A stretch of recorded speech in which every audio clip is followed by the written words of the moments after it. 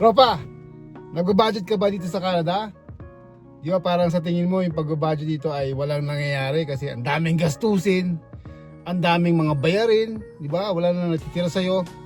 Pero alam mo tropa, sa tingin ko kung ba't hindi nagtatagumpay yung iyong pag-budget ay kasi siguro sa tingin ko lang to ay merong mali sa pag-budget mo mga tropa.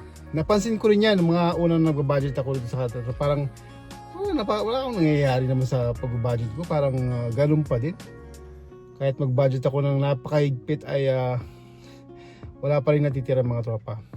Pero tropa, alam mo, meron din ako napansin kasi pag nag-budget ako, meron akong ginagawa na sa tingin ko ay ito yung sanhi kung bakit hindi tayo nagtatagumpay sa ating pag-budget mga tropa. Hindi lang dito sa Canada mga tropa. Kahit sa saan ka man lupalop ng mundo, kung saan bansa ka man o kahit sa Pilipinas ka man, kung nag-budget ka ay itong mga napansin ko ay talagang hindi magtatagumpay kung patuloy mo itong ginagawa. Ito yung mga silent killer ng pag-budget mga tropa dito sa Canada. Kaya kung gusto mong malaman ito ay panoorin mo hanggang huli mga tropa kasi pinakahuli ang pinakamalupit sa lahat kung bakit hindi nagtatagumpay yung pag-budget mo. Magugulat ka rito kung bakit mga tropa. Ito ang una itong mga tropa. Kasi wala kang plano sa pag-budget o hindi ka nagkaplano kagad mag-budget. Kapag dumarating na yung sweldo mo, bulagsak. Gastos dito, gastos doon. Hindi ka nagtatabi para sa sarili mo. Tapos kung nag-iipon ka para sa kung nag-ipon ka kung para man saan, hindi mo kagad inuuna yung mga tropa. Tapos, yun, wala ka plano-plano. Basta pag dumating yung pera mo, gastos kagad. Hanggang sa walang matira at minsan nagkakautang ka pa kasi meron ka palang hindi nabayaran o meron ka palang gustong bilhin kasi hindi ka nagplano at hindi ka nag-budget mga tropa. So number 1 mga tropa, hindi ka nagplano sa pag-budget mo kung bakit hindi nagtatagumpay ang iyong budgeting system dito sa Canada. Pangalawa tropa, narinig mo na ba yung instant gratification? Parang instant mommy, no? Hindi. Ano yung instant gratification mga tropa? Ito yung gusto mo ng madalian kaagad. Gusto mo now na. Diba? Kapag may gusto kang bilhin, may nagustuhan ka at nakita mo sa internet, nagustuhan ka at na-hype ka, nako, gusto mo magkaroon kaagad nito at hindi ka na makapag-antay. Gusto mong magkaroon na at gastusin na gusto mo na magkaroon nito mga tropa at hindi ka na makapag-antay. Yun ang instant gratification mga tropa. Kasi kapag wala sa budget mo tapos nagkaroon ka ng isang kagustuhan o isang let's say bagay or event na gusto mo mangyari sa buhay mo, kaagad-agad gusto mo itong makuha at mapapagastos ka nang wala sa budget mo mga tropa.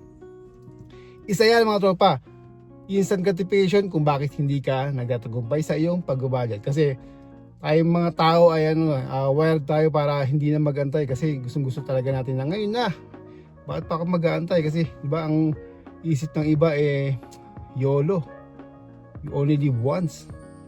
Na baka hindi mo na raw magawa to o hindi mo na mabili o mawala na, diba? Pag hindi mo nagawa to, baka hindi mo na nga raw magawa.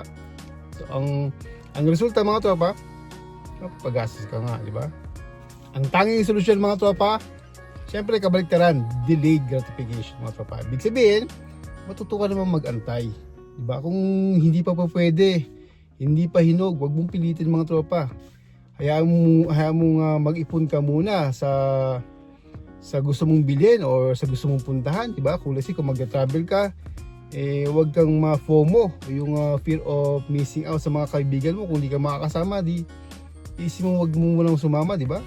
Kasi pagka nangyari yun, kapag nag-instant gratification ka, gagastos ka at mawawala na naman sa budget o masisira naman yung budget nyo sa bahay, diba? Kung wala sa oras yung paggastos mga tropa, diba? So matuto kang mag-antay mga tropa at i-practice mo ang delayed gratification para hindi masira ang budgeting system mo dito sa Canada.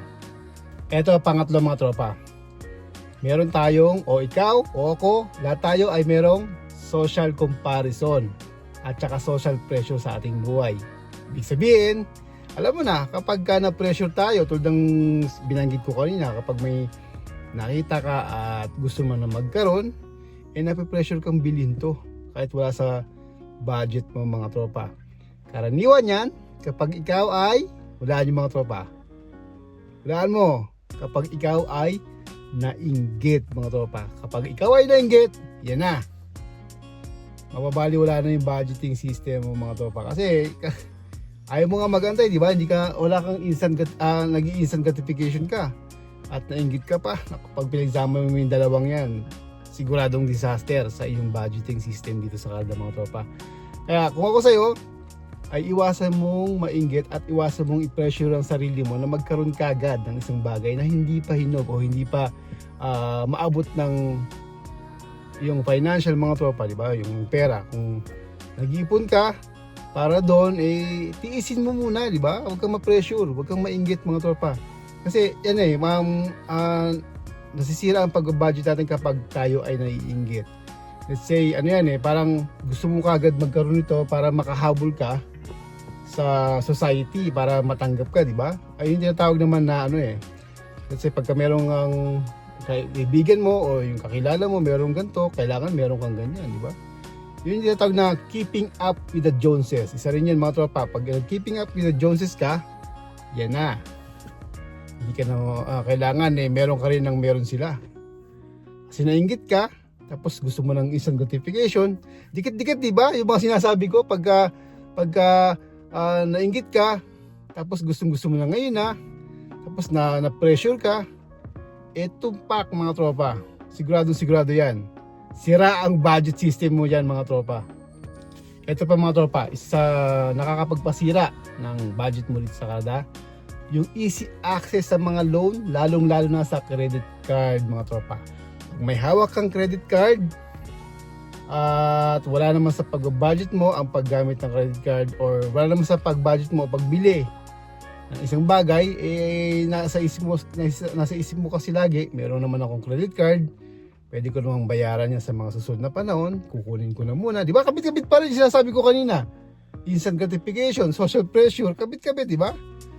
Pagka meron kang bala o meron kang isang tool na pwede mong makuha ang isang bagay, yung credit card nga, yung personal loan, yung mga utang-utang na yan, sigurado sira ang budget mo dyan mga tropa. Napatunayan ko na yan dito sa daming nalubog dahil lang sa mga utang at mga credit card mga tropa.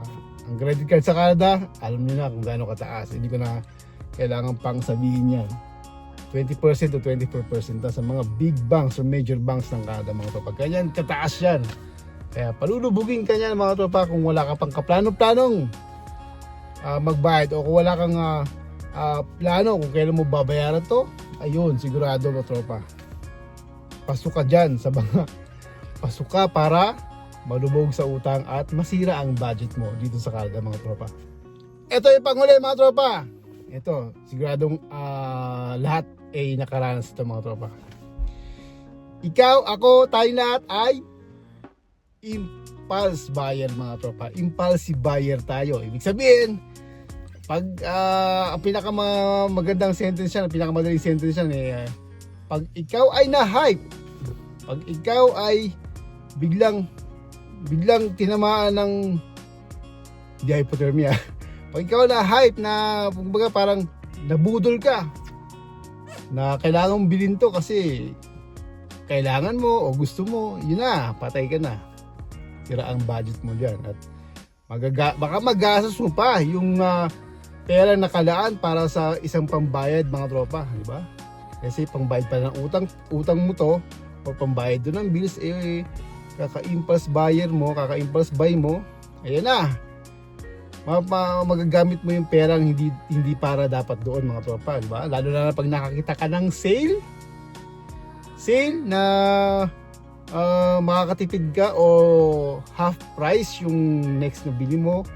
Wala kasi dito buy one take one, bibihira mga tropa. Ang common dito sa Canada, buy one and get 150% off.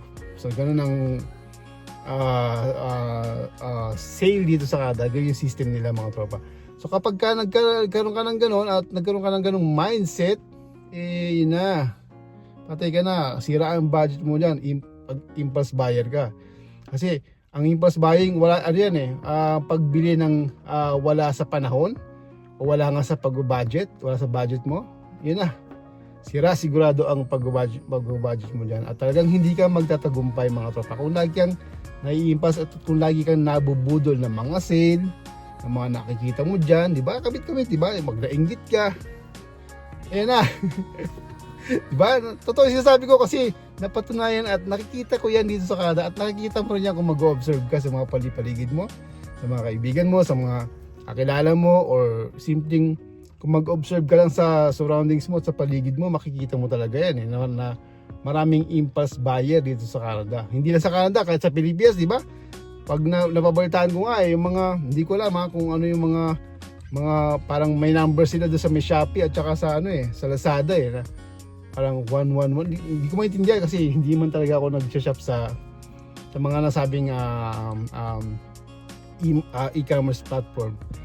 Pero yun nga, pagka naging impulse buyer ka, patay ka na dyan. Yan na yung simula ng pagbagsak ng yung budgeting system mga tropa.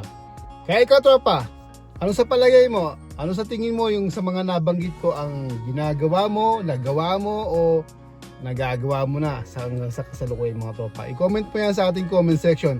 At kung meron ko pang gustong idagdag sa ating kwentuhan ngayon about silent killer ng budgeting system sa Canada, ay i-comment mo sa ating comment section mga tropa, para marami pang matuto at marami pang makabasa ng ating